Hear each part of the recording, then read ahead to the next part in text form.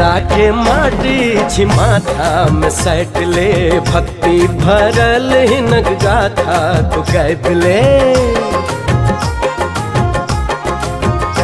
अरे मिथिला के माटी छी माथा में सैटले, भक्ति भरल हिनक गाथा तू गाबिले।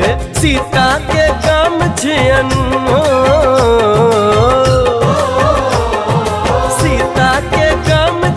एक बेर ता आबिले।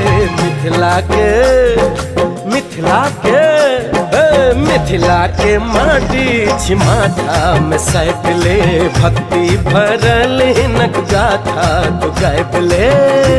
के माटी छी माथा में सैटले, भक्ति भरल हिनक गाथा तू गाबिले।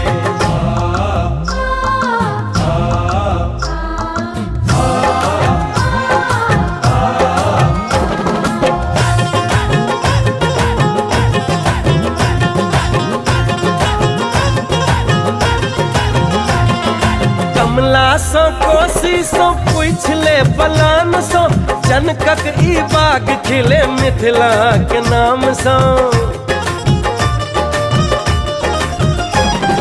देखलो हम मथुरा के एलिए हम काशी सो, पावन छे मिथिला ई चारू धाम सो।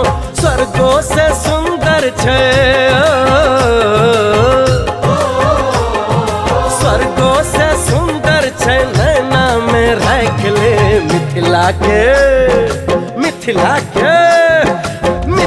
के माटी छी माथा में सैटले, भक्ति भरल हिनक गाथा तू गाबिले।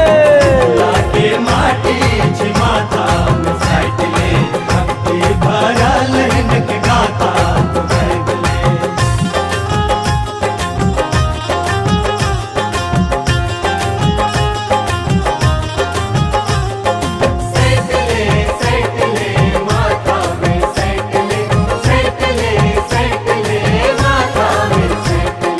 पावन छै उत्सव छै सोहर सुरीला छै, तुलसी के चौरा पर अमृत के घैला छै। चौठ चन अजितिया छै, ठकुआ पुड़किया छै, बाड़ी में पटुआ आखीरा करेला छै। नटुआ नचनिया के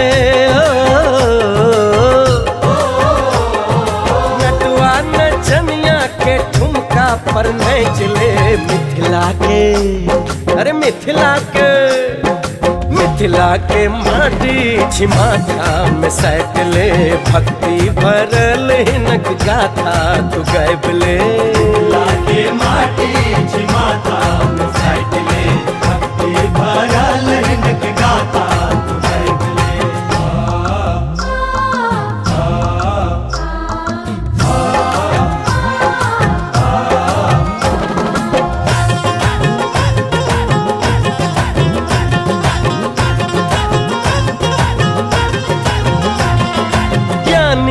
मंडन छै नामी अयाची छै, जामुन छै तेतर छै, कटहर के आठी छै। मैया के गहबर छै, औषधि न महकर छै, माटिक विभूति आ भक्ता के चाटी छै। बेटो बियाद कने हो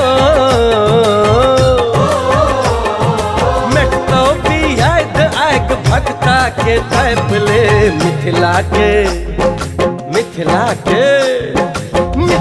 के माटी छी माथा में सैटले, भक्ति भरल हिनक गाथा तू गाबिले। के माटी छी माथा में सैटले, भक्ति भरल हिनक गाथा तू गाबिले।